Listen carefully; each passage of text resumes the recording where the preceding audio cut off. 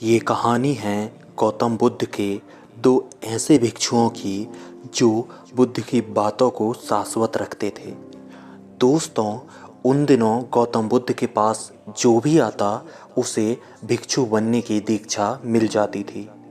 आने वालों में बहुत से लोग राजा थे या ऐसे समुदाय से आते थे जहां मांस खाना सामान्य बात थी, क्योंकि वे शिकारी थे। भिक्षु हमेशा जंगल में रहते हैं। अब आपको भूख लगती है, यह स्वाभाविक है कि आप किसी को मारकर खाना चाहते हैं, और भिक्षु भी जंगलों में रहा करते थे। इसलिए भगवान बुद्ध ने एक नियम बना दिया कि भिक्षु मांस नहीं खाएंगे। एक दिन दो भिक्षु शहर में भिक्षा मांगने गए। उस दिन उन्हें खाने के लिए कुछ भी नहीं मिला। इससे कोई फर्क नहीं पड़ता था कि भिक्षुओं को अलग अलग क्या मिलता है, क्योंकि सभी भिक्षु आकर भोजन को बुद्ध के चरणों में रख देते थे। वह उस भोजन को बांट देते थे ताकि हर किसी को कुछ ना कुछ मिल सके। उस दिन भी दोनों भिक्षुओं पूरे शहर में घूमे, लेकिन उन्हें कुछ नहीं मिला। वे लौट रहे थे। उसी समय एक कौवा मांस के एक टुकड़े को अपने पंजों में दबाए आसमान में उड़ रहा था।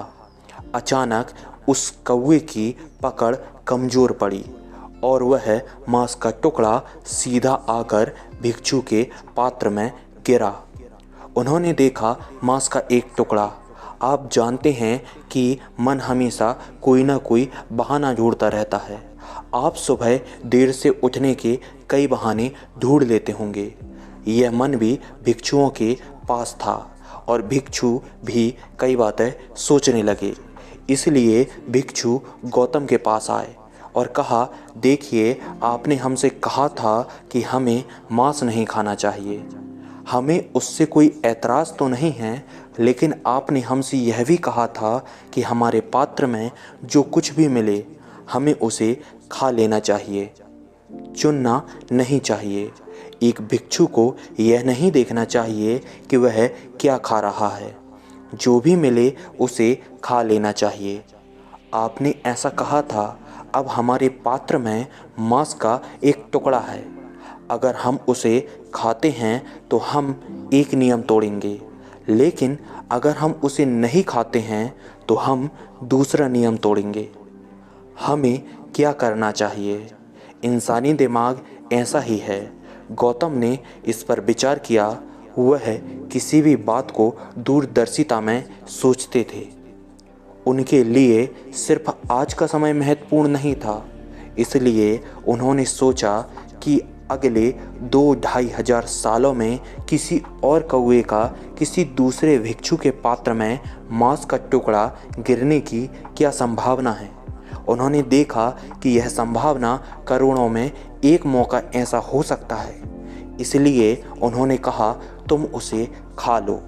एक भिक्षु को चुनना नहीं चाहिए, यह ज़्यादा महत्वपूर्ण है। आज मांस आपके पात्र में गिर गया, उसे खा लीजिए, चुनिए नहीं। आपकी थाली में जो भी आए बस उसे खा लीजिए। चुनने की ज़रूरत नहीं है, क्योंकि जैसे ही आपने चुनना शुरू किया, फिर उससे आपका जुड़ाव इतना घनिष्ठ होगा कि आप शांत नहीं बैठ पाएंगे और फिर आप कोई ना कोई चीज़ चुनने की जिद में अड़े रहेंगे और आप उसे चुनना ही चाहेंगे, जबकि आपके पास उसे चुनने का विकल्प नहीं होगा।